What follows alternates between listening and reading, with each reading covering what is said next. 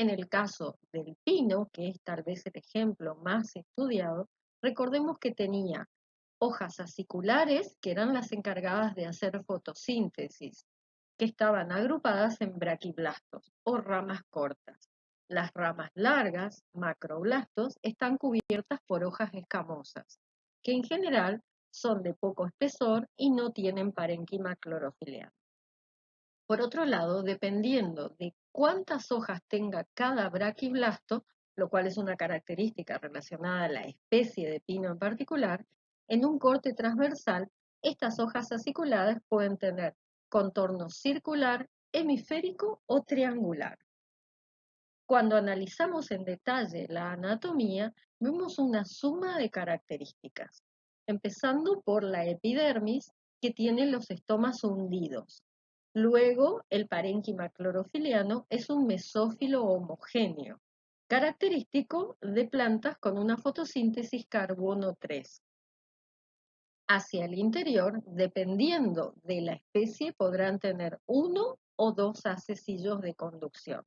Son acecillos colaterales, abiertos, que están embebidos en un tejido muy especializado, que se llama tejido de transfusión. El límite entre este tejido de transfusión y el parénquima clorofiliano es una capa de célula con características de endodermis.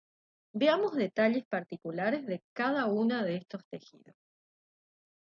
Empezamos con la epidermis. La epidermis es una capa de célula en los pinos, células muy pequeñas, cubiertas por una cutícula gruesa. Debajo de la epidermis hay una hipodermis de paredes altamente lignificadas. Los pinos, como muchas otras gimnospermas, se caracterizan por la presencia de canales resiníferos. En la fotografía estamos viendo uno de dichos canales, el cual se ha formado por esquizogénesis, es decir, las células que van a formar este canal se separan sin romperse para formar este área donde son secretadas las resinas. También aquí en esta fotografía podemos ver las células del mesófilo, muy compacto, sin espacios intercelulares y cuyas paredes tienen invaginaciones, por lo cual el citoplasma aparece con esa típica forma en los preparados histológicos. Aquí tenemos un detalle de un estoma. Estos se encuentran en filas longitudinales, pero están hundidos en relación a las células epidérmicas. Es decir, se encuentran casi a nivel de la hipodermis. Los únicos espacios intercelulares en el mesófilo son los que corresponden a las cámaras subestomáticas.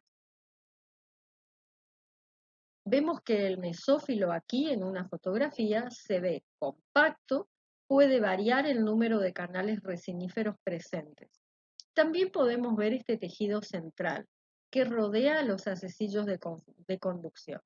Este tejido de transfusión está formado por dos tipos de células parenquimáticas y traqueidas, que facilitan el intercambio entre los elementos del parénquima clorofiliano y los del acecillo.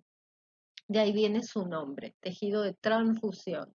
Es decir, el agua que ingresa por el xilema atravesará estas células parenquimáticas y las traqueidas, atravesará una endodermis con banda de Caspary y llegará a las células del parénquima clorofiliano para la fotosíntesis.